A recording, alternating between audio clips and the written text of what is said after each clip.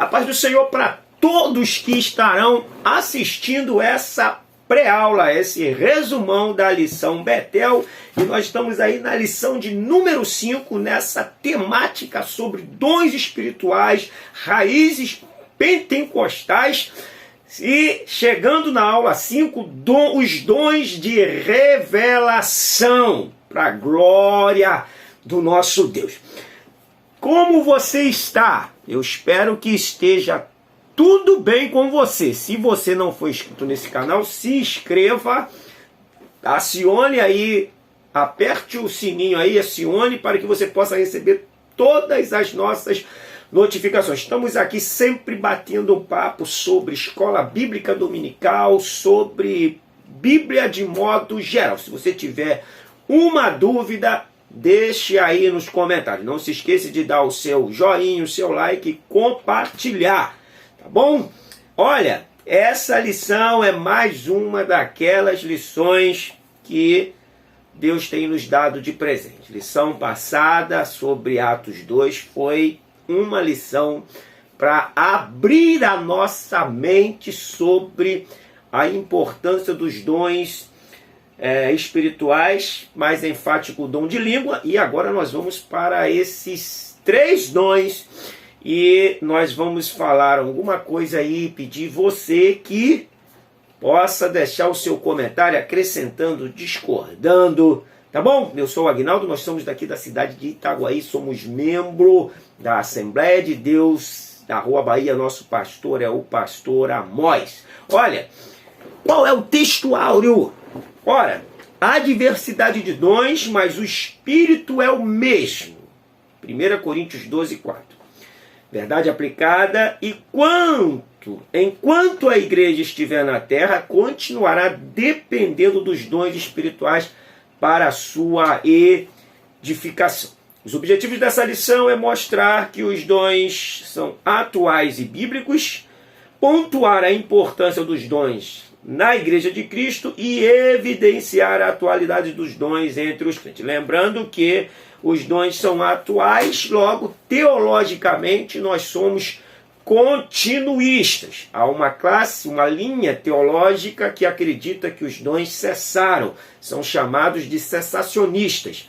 Para quem acredita que os dons continuaram, somos continuistas. Para eles, cessaram, morreram, se extinguiram com os apóstolos. Mas a história evidencia que muitos homens, após a era apostólica, fizeram exercício dos dons espirituais. Estuda um pouco a história que você vai compreender e entender a relevância desse assunto para nós, apesar de nós termos desprezado um pouco isso aí, mas eles estão aqui nas Escrituras. 1 Coríntios capítulo 12, verso 1, 7, 8, 9 e 10 é o texto de referência e nós vamos aqui para a introdução que diz: a presente lição enfatiza os dons, identificando como dons de revelação, pois habilitam os membros do corpo de Cristo a saber sobrenaturalmente, visando o bem-estar da edificação da igreja. Essas são a finalidade dos dons. A finalidade não é se ensoberbecer, não é se vangloriar, não é achar-se mais santo, mais espiritual. A finalidade dos dons é a edificação dos santos. A igreja, a finalidade é sempre voltado para o semelhante. Quando qualquer coisa na igreja é voltado para um personagem, abre o teu olho, acione a sua antena, porque é bem provável que o Espírito do Senhor não está nesse negócio. Sempre pelo Espírito se movendo para poder edificar e abençoar o nosso próximo. A temática do Evangelho é essa. Nunca é para poder vangloriar ou fazer aflorar o nosso ego. Dons de revelação divina é o nosso tema. Bom, estudar sobre os dons espirituais é um dos temas mais relevantes para o cristão. É claro que eu preciso crer, gente. Se eu não creio, fica difícil ensinar. Então, se você não crê, como você vai ensinar aquilo que você não crê? Você vai ensinar que cessou? Então é importante que a gente creia e que a gente incentive a igreja a buscar. A convicção com que você ensina demonstra a sua crença. Então você tem que incorporar isso e isso ferver dentro de você. Automaticamente isso vai trazer uma conotação de que esse assunto te domina, que esse assunto ele ferve dentro de você. Isso é importantíssimo.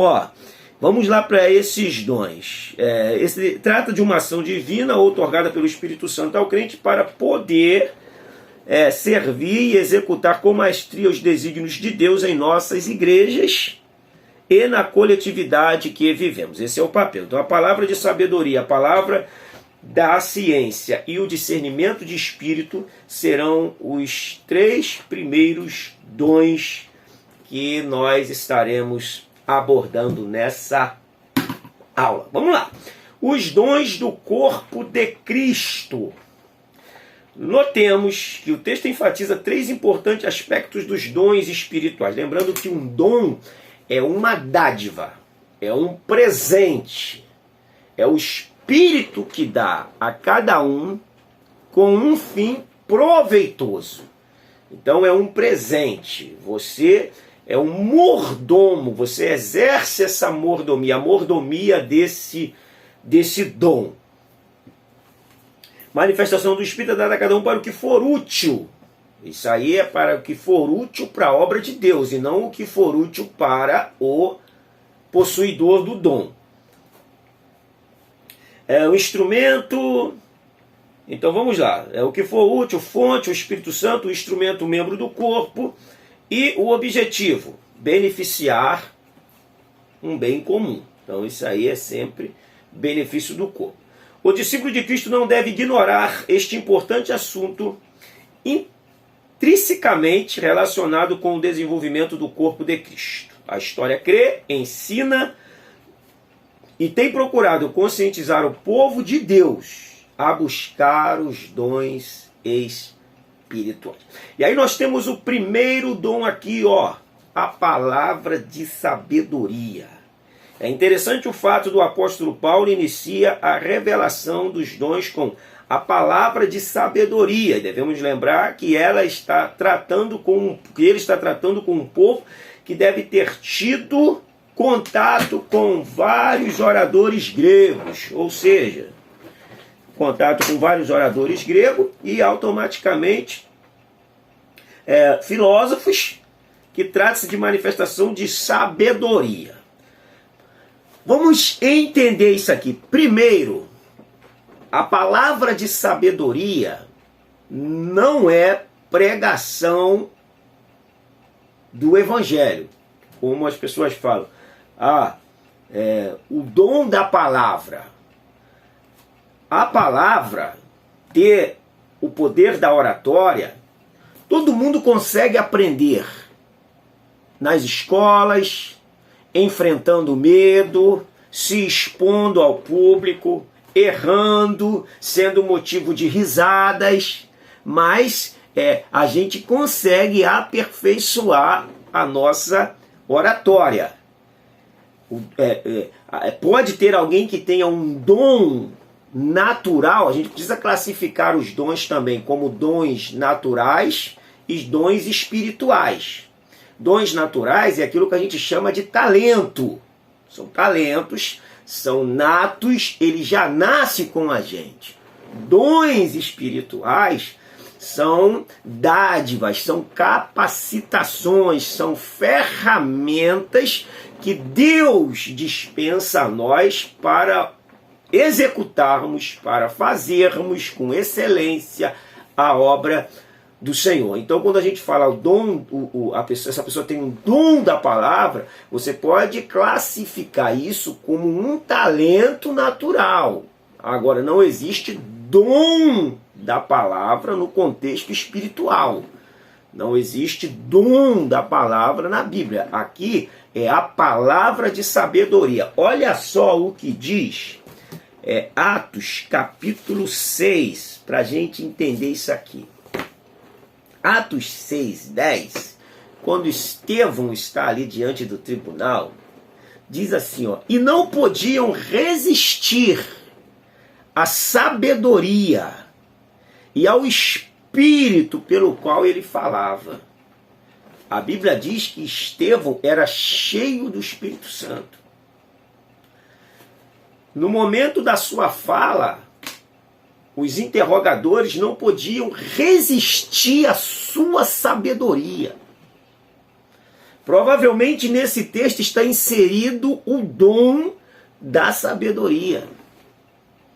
Está inserido uma capacidade incomum de se expor de uma maneira bem mais incomum. Eu quero tentar trazer uma temática aqui fora daqueles contextos do Antigo Testamento. Quero trazer mais aqui dentro do nosso contexto, do contexto do Novo Testamento. De repente você tem até uma experiência, eu não me lembro aqui no momento de ter tido uma experiência que eu posso falar, pô, isso foi um dom de sabedoria. De repente pode até ser que eu já tenha tido e não me lembro. Mas se você tenha e se lembre, deixe no seu comentário aí, tá bom? Para poder enriquecer esse assunto tão importante a respeito dos dons. Olha também o que diz Tiago, capítulo 3, verso 17. Esta não é uma sabedoria que desce lá do alto. Ele está falando de uma falsa sabedoria. Pois onde há inveja... Deixa eu ler para a gente entender todo o contexto. Quem entre vós é sábio e inteligente? Mediante condigno proceder as suas obras. Se pelo contrário tende em vosso coração inveja, amargura e sentimento faccioso, nem vos glorieis disso, e nem mintais contra a verdade. Esta não é a sabedoria que desce lá do alto, mas antes terrena, animal e demoníaca. Pois onde há inveja e sentimento faccioso, aí há confusão e toda espécie de coisas ruins. Agora olha o 17 do 3 de Tiago. A sabedoria, porém, lá do alto, é primeiramente pura. Olha que coisa linda. Oh, glória. Depois pacífica, indulgente, tratável, plena de misericórdia e de bons frutos, imparcial, sem fingimento. Que coisa maravilhosa, né? E o 18, ora, é em paz que se semeia o fruto da justiça para os que promovem a paz. Olha a qualidade da sabedoria que é do alto. Então nós temos, na verdade, digamos que 3 tipos de sabedoria. A sabedoria humana, que é essa sabedoria que você pode adquirir por meio do uso do conhecimento, né, da ciência. A sabedoria de senso comum, que é aquela sabedoria que vai se passando de geração em geração, que é simples, mas funcional, como vários ditados que nós temos. Diga-me com quem tu anda, que eu direi quem tu és, quem se mistura com porco, come farelo. Essa é uma sabedoria de senso comum, só um exemplo bem simplório para você entender. E a sabedoria que vem do alto, essa é pura, essa só Deus pode nos outorgar, só Deus pode nos conceder, por meio da oração, por meio do seu Espírito, por meio desse dom da palavra de sabedoria. Que coisa linda. Então nós temos a palavra de sabedoria. Interessante o fato de que o apóstolo iniciou com esse dom. O 1:3 diz: todos os crentes precisam de sabedoria. E quem precisa de sabedoria, peça a Deus. Porque Deus dá liberalmente a todos. Que possamos pedir a Deus esse dom da sabedoria. Para que possamos, assim como Estevão e como Tiago, fazer útil para nós e para os que nos ouvem, com uma palavra de saber.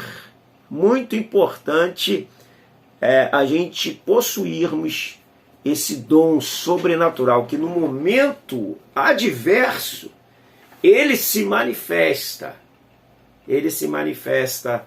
nas nossas vidas, sanando crises, sanando situações adversas, solucionando os problemas que nenhuma pessoa na esfera humana seria capaz de solucionar. Vamos aqui então para o 2, a palavra da ciência. Bom, a palavra da ciência, nós poderíamos colocar numa linguagem bem comum o dom da revelação. É Deus fazer ciente, é Deus trazer uma ciência, um conhecimento daquilo que está escondido. No Antigo Testamento nós temos vários, mas eu quero fazer uso do Novo Testamento. Nós temos um exemplo bem claro dessa ciência em Atos também, onde há uma manifestação ali de dons com muita força. Capítulo de número 5. Atos 5, quando fala de Ananias e Safira. Eles fazem aquela maquinação e eles vão para lá vender, ofertar parte do dinheiro da propriedade. Aí no verso 3 do 5 diz assim: então disse Pedro, Ananias, por que encheu Satanás teu coração para que mentiste ao Espírito Santo, reservando parte do valor do campo? Veio a Pedro a palavra de conhecimento da situação oculta aos olhos do homem, mas nua aos olhos de Deus. Todo pecado oculto na terra é um escândalo público no céu. Guarde isso. Pode ser oculto na terra, no céu é escandaloso. E aí o céu viu a trama de Ananias e Safira. O céu trouxe para Pedro e disse: é mentira. E puniu eles severamente. Olha que coisa, que situação eles se colocaram. Então este dom não deve ser usado para benefício próprio. Sempre, como qualquer outros dons, não é para se promover, não é para fazer marketing pessoal, não é para ganhar dinheiro vendendo dons, cobrando para orar, cobrando para profetizar. Nós estamos cheios de sair em lives, cobrando para se utilizar da simplicidade do povo. É para benefício do povo. E o temor a Deus faz com que nós venhamos nos resguardar de muitas coisas, e o conhecimento da sua palavra faz a gente preservar e não brincar com as coisas espirituais. E não brincar com Deus. Não deve ser usado para benefício próprio. Vemos na Bíblia este dom sendo revelado. Então vemos na Bíblia que este dom habilita o crente a compreender algo que está fora do alcance humano. Trata-se de algo que está apenas na mente de Deus. Então no Antigo Testamento nós temos aqui vários fatos: Elias, Eliseu, Daniel. Mas eu quero falar do Novo Testamento. No Novo Testamento. Todas as vezes que nós encontrarmos algo relacionado a uma revelação, isso é uma palavra de ciência. Nós vemos isso no ministério de Paulo, no ministério de Pedro. Isso é contemporâneo nossos, nas nossas igrejas que acreditam, que pregam. É claro que tem igrejas que hoje usam isso de maneira falsa, mas ainda tem muita gente séria que trabalha com as coisas de Deus com temor e tremor. Então, se tem meia dúzia que trabalha de modo vulgar, não é por causa dessa turma que as coisas de Deus vão perder-se o valor. Nós precisamos expor os falsos profetas, como sempre foi feito na Bíblia, e dar voz aos genuínos profetas do Senhor. Vamos lá, muito cuidado é pouco, hein? Cuidado é pouco, porque vem aí o próximo aí que é que faz a gente detectar os falsos profetas. Então a palavra de ciência nos faz adentrar no conhecimento de Deus. Ela nos traz à luz as coisas que só Deus sabe, que só Deus pode contar para nós. Isso é bênção de Deus, os dons espirituais. O terceiro vai falar aí do discernimento de espírito. Bom, nós temos um texto aqui para falar isso, muito importante. O discernimento de espírito é uma capacitação divina que faz com que o crente possa reconhecer a natureza e o caráter espiritual existente, revelando qual a procedência das muitas manifestações espirituais. Bom, podemos dizer, portanto, que existe o Espírito Santo, o espírito humano e o espírito demoníaco, sendo os três diferentes uns dos outros. Então existem esses três tipos de espírito: o humano, o demoníaco e o de Deus, e a gente precisa discernir os espíritos, compreender que espírito que está atuando ali, senão nós somos enganados por tantas ondas de, entre aspas, espirituais, que a gente acaba caindo no engodo. Olha, 3.1 diz a necessidade de discernir as manifestações espirituais. O dom de discernimento de espírito é um entre os 9 dons espirituais outorgados aos crentes. Existe uma temática hoje na igreja que infelizmente nós estamos esfriando gradativamente sem perceber, porque a gente fica indo na falácia dos outros. As pessoas falam assim: o que é mais importante, o dom ou o fruto? Faz essa pergunta na sua igreja: o que é mais importante, o dom ou o fruto? Vou te dizer que a tua igreja vai falar que é o fruto. Faz essa perguntinha para você ver. Irmãos, o que é mais importante antes de você iniciar a sua aula, ou então no decorrer da aula? O dom ou o fruto? Se toda a igreja não responder o fruto, pode ser que 90% vão falar que é o fruto. Ou seja, nós passamos a dar importância ao fruto, não que o fruto não seja importante, mas fruto e dom é oração e vigilância. Fruto e dom é unha e carne. Fruto e dom tem que estar junto, porque tem uma malandragem espiritual no mercado gospel, vou nem dizer evangélico, nesse gospel, que brinca com essas coisas e banaliza. Nós passamos a alegar que o fruto é melhor. A igreja primitiva tinha dons e tinha fruto. Ela dava bom exemplo, dava bom testemunho. Então a gente precisa resgatar essa temática de que fruto e dom são coisas que estão ali juntinhas. Se unir as duas coisas, a gente vira uma potência. A gente vira um desbravador.